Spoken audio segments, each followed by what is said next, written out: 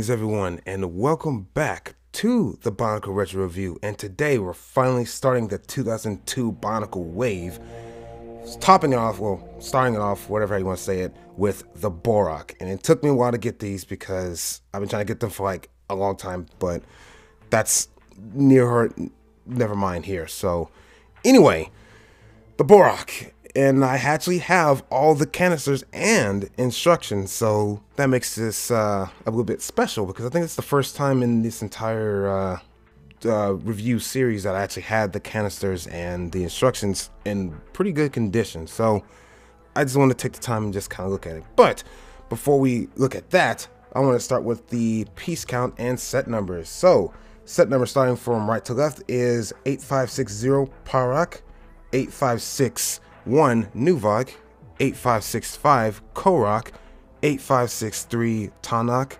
8562 Galak, and finally 8564 Levok. All 6 Bohroks in their nice pretty little canisters. So let's go ahead and look at the canisters here. And so the canisters are pretty unique. They're not like the Toa ones. They're similar, but they're not cylindrical completely. They're more oval shaped kind of, so that's pretty cool and unique. And at the top it is the Bohrok symbol that you see in the commercials and all the promotional stuff. So you got that, and of course the Bohrok of wherever one you get in the color in the top. And on the back is just the instructions when you can actually see the masks and stuff. I'm not gonna open it because I don't really want to. You really could see it in there, and all 8 masks you collect for each Bohrok, which that is insane to even think about, but that is something you can do if you want. Well, you could do when you was back then, and still do now if you really want to. And in the inside there's just this little like banner thing, like kind of like background of each the Bohroks. It's just the symbol, and it's like in their respective colors, so nothing too special about that. And the top at the bottom, this little cool feature that you can actually have them in the tops and put them back in the canisters, but I will show that a little bit later. So, oh yeah, and I forgot to mention what year this all came out in. It was 2002. I forgot to even say that. 2002 retail price is $8 when they came out in 2002. So yeah. That's pretty cheap back then, and nowadays, you're not gonna get that too cheap. But enough about all that prattling. Let's actually get into the Bohroks. All right, and here we have the Bohrok in their full glory, and you can see all 6 of them nice in their nice, decent colors, and they look amazing together. Let's start off with the good old pros. Pros are their colors are absolutely fantastic. They're just like the Toa Mata and Nuva, if you want to, the same, basically Toa and Mata, and their colors look amazing. I love the dark colors, and then they have the accent lighter colors, and it just looks good. And even the abstract accent color, which is like their eyes and the mask, because all of them eyes and mask are the same color, at least supposedly, because not like same colors in all of them, but in each of the sets. You know what I'm trying to say. So it's nice that I like how, yeah, all of them have their unique colors and eye colors and mask colors, which that's a pro, because that's what I'm talking about. Another pro would be that they are pretty articulate. I mean, not the absolute best, but they have their legs and feet and arms and hands. They can move a little bit, and so they can move around a little bit, just a little bit. Another pro will be, well, I'm just gonna go ahead and get to it, the functions. And the functions are, one of 2 is they can jerk their heads. They can jerk their heads by pressing this little lever in the back. You see right there, and you can jerk their heads because that's what they do. Yep, which is cool. And you can obviously take the mask out of their face plates and put it on an actual Toa Matoran, if you wanted to, so they can be serving the horde. Ooh. But yeah, so that's that first function, and their second function will be that they can roll. You can turn them. It is hard to do right here on camera, but you can tort their bodies into a spear, or not spear, ball. What the heck? I'm thinking about spear. What? I'm sorry, that don't make sense. But yes, you can roll them into a little spear. If we can get a good shot of him up close, and you can see he's all completely spherical. Is that how you say it? Spherical? Spherical. But yeah, he's a ball shape. He can roll around. That's pretty cool right there. And I will have to say that's about it with the pros. I mean, they're really good sets. They're solid sets. They're not bad. It's just that each set or figures that they release, it's not perfect. They're not. So I gotta unfortunately get into the cons. And the cons are they do not have knees or elbows. This is early Bionicle. This is their early run, so they do not have any elbows or knees whatsoever. And another con would be that they're kind of restricted, honestly, because since they're a socket joint and they don't have any articulate knees or elbows, it's kind of like they can only really move their arms in one motion. This is all they can do.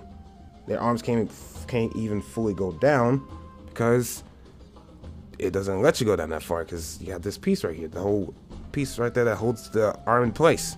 So same for legs, so it can only go up sort of and down, I guess. It's not perfect. It is not. That is why it is indeed a con. Another con would be that they are identical. I mean, to a T. They are legitimately clone sets. I cannot stress enough. This is literally the embodiment of clone sets. They are identical from piece count all the way to their feet. From top of the head to their feet, they are identical. The only thing that makes them different or unique is that they have their different claws and colors. That is it. That is the only thing that makes them unique. The mask doesn't count because you can literally get the Krata in the same color and have them all in the same type if you have them all, but still, they are identical in every way of the word. So that is a major a major con right there. And I say they are solid sets, but they are identical sets at that. And this could be considered a con also if, I don't know, depends on how you feel about it, that they're really small. I personally like they're small. They're definitely different from the Rahis. They're not these big hulking huge, you know, things, but they are definitely small. And some people may not like that. Some people may want something bigger, but I like them small. So it's kind of like, it can be considered a con, it can almost be considered a pro, just kind of how you feel about it. But I personally like it, but still could be considered a con because they are small. They're definitely a lot smaller, and it feels like you don't even have them all once you get them all. Like, you feel like you have to buy like 4 or 5 more of them of the same type of each one to have like this huge like horde of them, and feel like a swarm of them, instead of just buying all 6 of them one by one, like one of each. Because it feels like, I'm like, yeah, it's a couple of them, but just one of each feels kind of not so threatening. So yeah, and keep in mind, these are the guys that really came out from, as soon as the Toa Mata defeat the Makuta, supposedly, and these guys came out and wreaked havoc on Mata. When they got to the surface, they was out. They were ready. It was already chaos. So it only feel like that when you only have one of each. It's kind of like, they ain't gonna do nothing. They're not gonna destroy an entire island or anything like that. But it is what it is.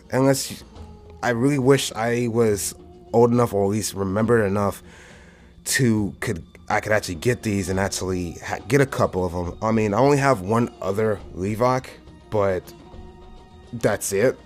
The rest of them, I'll have to rebuy all of them, a whole bunch of them, which I am not going to do. You can do that, but I personally am not. And I honestly, I don't know, I can't really say I recommend that.